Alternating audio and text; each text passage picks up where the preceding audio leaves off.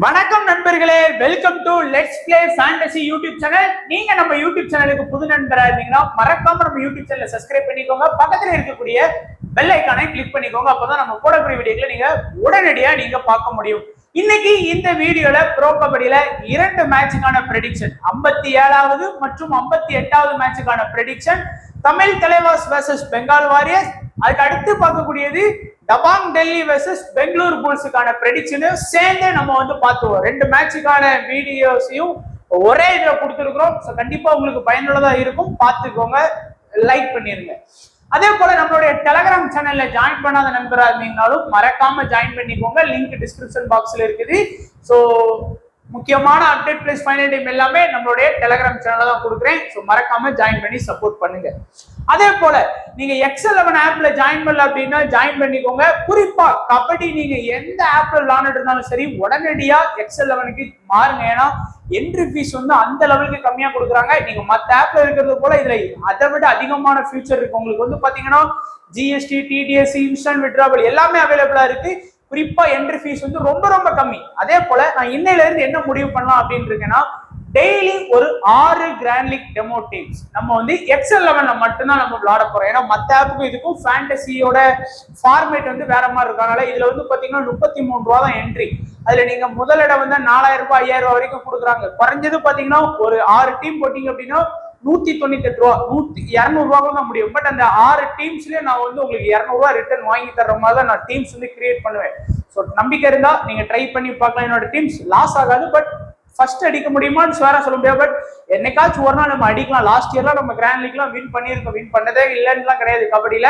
அது மட்டும் இல்லாம இந்த ஆப்ல காம்படிஷன் வேற கம்மியா தான் இருக்கு. மொத்தமே 600 பேர் தான் விளையாடுறாங்க இந்த கிராண்ட் லீக்ல. அதனால அதை கொஞ்சம் ஃபோக்கஸ் பண்ணா நம்ம ஃபர்ஸ்ட் 2-3 டாப் 5 குள்ள வந்தா கூட நல்ல அமௌண்ட் அடிக்கலாம். அதனால 6 கிராண்ட் லீக் டெமோ டீம்ஸ் டெலகிராம்ல உங்களுக்கு நான் ஷேர் பண்றேன். அது தயவு செஞ்சு வேற ஆப்ல பயன்படுத்திங்கன்னா கொஞ்சம் கஷ்டம்.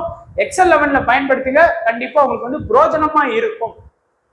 அண்ட் இப்போ தமிழ் தலைவாஸ், எப்பா தமிழ் தலைவாஸ் நீங்க தான் இந்த புனேரி பல்டனை வின் பண்ணீங்களா அப்படிங்கிற மாதிரி இருக்கு. ஏன்னா தொடர்ந்து அடி, ஊர்ல உள்ள சின்ன பையனா அடிச்சுட்டு போறாங்க. நம்ம யாரு பெங்களூர் புல்ஸ், தெலுங்கு, டெல்லி. இப்ப கடைசியா பாத்தீங்க அப்படின்னா லாஸ்ட் மேட்ச் யூ மும்பா வச்சு ஓரளவுக்கு நல்ல டீம், டாப் 3ல இருக்கக்கூடிய ஒரு டீம் சொல்லிக்கலாம். ஆனா இருந்தாலும் இப்படி தூங்கக்கூடாது அப்படிங்கிற மாதிரி தான் ஆடுறாங்க. இன்னைக்கு கொஞ்சம் ப்ரெடிக்ஷன் சீக்கிரமா தான் நான் சொல்லுவேன். ஏன்னா எங்க ஊர்ல கரண்ட் அப்பப்போ போயிட்டு இருக்கு. யாருக்குனவே பாத்தீங்கன்னா 3 வாட்டி நான் வீடியோ எடுத்துட்டு இருக்கும்போது பாதியில கரண்ட் போயிட்டு, அதனால கொஞ்சம் சீக்கிரமா சொன்னேன்னா வருத்தப்பட்டுறாதீங்க. ஏன்னா டப்புனு வீடியோ முடிச்சிருந்தேன் இன்னைக்கு ஒரு நாள். ஏன்னா மழை பெய்யறதுனால கரண்ட் கொஞ்சம் போயிட்டு தான் இருக்குது.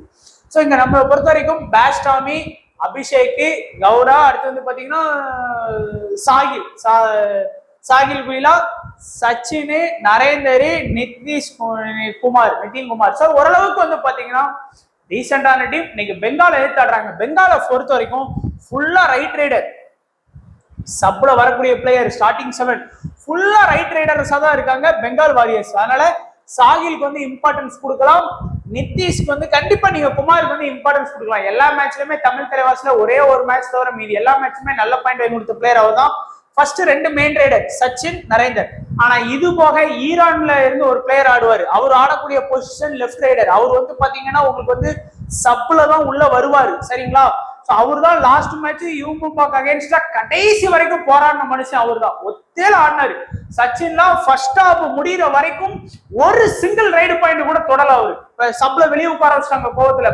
அந்த லெவலுக்கு பாத்தீங்கன்னா ஒஸ்டா ஒரு பெர்ஃபார்மன்ஸ் கொடுத்தாரு. நரேந்தராஜ் ஃபர்ஸ்ட் ஹாஃப்ல ஒரு 4-5 பாயிண்ட் கிட்ட ஸ்கோர் பண்ணி கொடுத்தாரு. சச்சின் செகண்ட் ஹாஃப்ல தான் எடுத்தாங்க, ஓரளவுக்கு ஆடி கொடுத்தாரு, ஒரு 4 பாயிண்ட் கிட்ட எடுத்தாரு. அதே போல இன்னைக்கு அபிஷேக்கோட பொசிஷன் ரொம்ப ஸ்ட்ராங். ஸோ லோ பெர்சன்டேஜ்ல அபிஷேக்கை வச்சு கண்டிப்பா ரிஸ்க் எடுக்கணும்னு நினைக்கிறவங்க அபிஷேக்கை வச்சு எடுக்கலாம். அதே போல பேஸ்டாமையும் லோ பெர்சன்டேஜ்ல வச்சு ரிஸ்க் எடுக்கக்கூடியவங்க எடுக்கலாம். ஏன்னா ரைட் கார்னர்ல இருக்கிறாரு அபிஷேக், ரைட் கவர்ல இருக்காரு. ஏன்னா எல்லாருமே இந்த சைடு ஆடுறாங்க. அதனால இம்பார்ட்டன்ஸ் கொடுக்கறதா இருந்தா கொடுத்துக்கலாம்.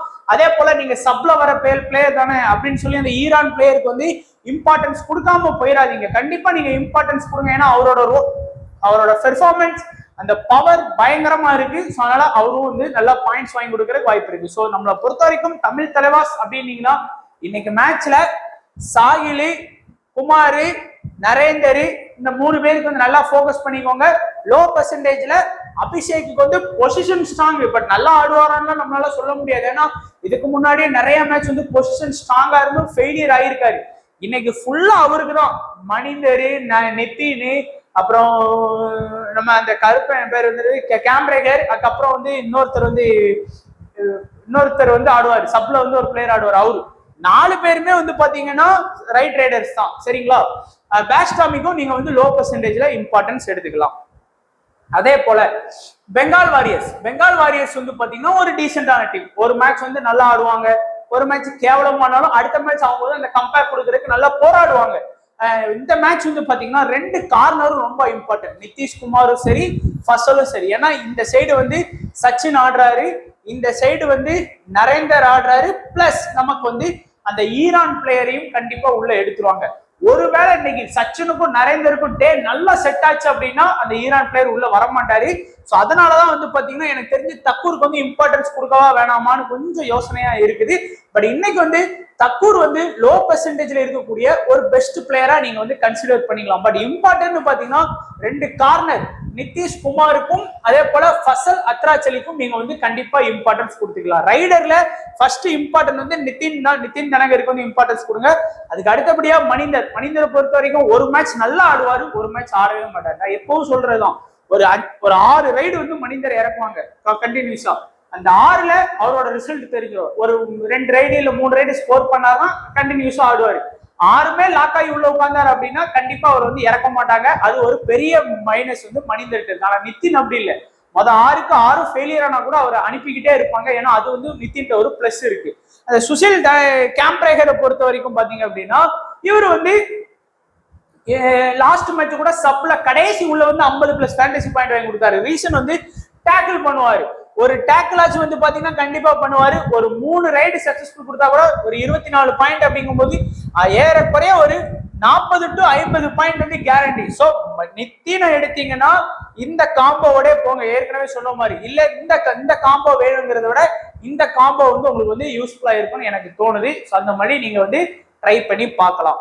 ஸோ அதுக்கப்புறம் வந்து பாத்தீங்கன்னா சேஃபான ஒரு ஸ்மால் டிப், ஒரே ஒரு ரிஸ்க் மட்டும் இதுல காமிச்சிருக்கிறேன். அதாவது நரேந்தர், குமார், சாகில், அடுத்து அபிஷேக் வந்து ஒரு ட்ரம்ப் பிக். இந்த இடத்துல நீங்க யாரை வேணாலும் எடுக்கலாம். இந்த இடத்துல வந்து பாத்தீங்கன்னா தக்கூரை பிக் பண்ணலாம், இல்ல நீங்க அந்த இடத்துல சச்சினை கூட எடுக்கலாம். ஸோ உங்களோட விருப்பம், அது எந்த வேணாலும் நீங்க பண்ணிக்கலாம். இந்த ஃபசல் அத்ராச்சலி, நிதிஷ்குமார், நிதின் தனகர் 3 பேர் மட்டும் எடுத்திருக்கோம். மோஸ்டா நீங்க பெங்கால் வாரியர்ஸுக்கு ஃபேவரட்டாவே போங்க நண்பா, அதுவே பெஸ்டா தான் இருக்கும். ஏன்னா நீ இன்னொன்னு என்னன்னா நீங்க ஸ்மால் லீக்லயும் இந்த மாதிரி ரிஸ்க் எடுக்கலாம். பெங்கால் வெர்சஸ் தமிழ் தலைவாஸ்.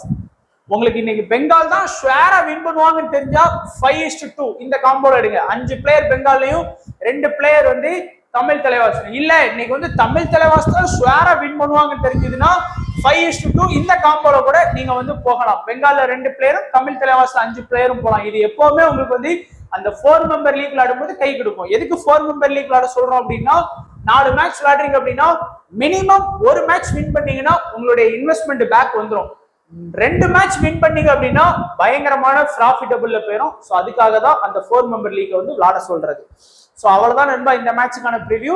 அடுத்து டபாங் டெல்லி வெர்சஸ் பெங்களூரு புல்ஸுக்கான ப்ரெடிக்ஷன் வந்து பாத்திரலாம். ஸோ நான் ஏற்கனவே சொன்னது போல கரண்ட் பிரச்சனை இருக்கிறதுனால இன்னைக்கு கொஞ்சம் வேகமா தான் நம்ம சொல்லுவோம். ஏன்னா டப்புனு கரண்ட் போயிட்டுனா அடுத்து எதுவும் பண்ண முடியாது. அதனாலதான் ஏற்கனவே 3 வாட்டி வந்து கரண்ட் போயிட்டு வீடியோ அப்பல இருந்து இது போடவே கூடாதுன்னு நினைச்சேன். இருந்தாலும் சரி சும்மா ஒரு ஃபாஸ்டா இந்த பிளேயர் இந்த சைடு ஆடுவாங்கன்னு சொன்னாவாச்சும் அது பாக்குறவங்களுக்கு கண்டிப்பா யூஸ்ஃபுல்லா இருக்கும்ங்கிறதுக்காக தான். அதனாலதான் நண்பா. ஸோ டெல்லியை பொறுத்த வரைக்கும் நல்லா ஸ்ட்ராங்கா ஆட ஆரம்பிச்சிட்டாங்க. ரீசன்ட் யோகேஷோட பெர்ஃபார்மன்ஸும் ஆஷிஷோட பெர்ஃபார்மன்ஸும் ரீசெண்ட் டைம்ஸ்ல பயங்கரமா ஆட ஆரம்பிச்சிட்டாங்க. 2 கார்னரும் செம்மையா ஆடுறாங்க. அதனாலே வந்து பாத்தீங்கன்னா டெல்லி ஸ்ட்ராங் ஆயிட்டாங்க. அதனால டிஃபென்ஸ் வந்தா யோகேஷ், ஆஷிஷ் மாலிக், ரைடர்னு வந்தா அஷும் மாலிக். எல்லா மேட்சும் தலைவர் வந்து பாத்தீங்கன்னா சூப்பர் 10. ஸோ கண்டிப்பா அஷும் மாலிக் வந்து இன்னைக்கு மேட்ச்லயும் அது பெங்களூர் புல்ஸ் கூட வேற. ஸோ கண்டிப்பா சூப்பர் 10 போடுவாரு. அதே போல யோகேஷும் ஆஷிஷ் மாலிக்கும் ரொம்ப இம்பார்ட்டன்ட். ஆனா பெங்களூரை பொறுத்த வரைக்கும் நிறைய சப்ல வந்து வருவாங்க. அந்த கோச் வந்து மாத்திக்கிட்டே இருப்பாரு. அஜாங்க பவர் இந்த சைடு ஆடுவாரு, அதுக்கப்புறம் ஜெய் பகவான் இந்த சைடு ஆடுவாரு, பங்கஜி இந்த சைடு ஆடுவாரு, அப்புறம் நித்தின் ஒரு பையன் இந்த சைடு ஆடுவாரு, சுசில்னு ஒரு பையன் இந்த சைடு. ஸோ யாருதான் உள்ள ஸ்டார்டிங் 7ல இல்ல சப்ல வந்து ஆட போறாங்கன்னு சொல்ல முடியாது. ஆனா ரெண்டுக்குமே பேலன்ஸ்ட் இருக்கு சரிங்களா. நீங்க இந்த ரைட் கார்னர் தான் இம்பார்ட்டன்ட், லெஃப்ட் கார்னர் தான் இம்பார்ட்டன்ட். அதனாலதான் ரெண்டு கார்னருக்கும் நான் இம்பார்ட்டன்ஸ் கொடுத்தேன். ஒருவேளை இன்னைக்கு வந்து உங்களுக்கு வந்து இந்த ரைட் ரைடர்ஸ் நிறைய இருந்தாங்க அப்படின்னா நீங்க வந்து சில்லருக்கு வந்து இம்பார்ட்டன்ஸ் கொடுத்துக்கோங்க ரைட் கவருக்கு.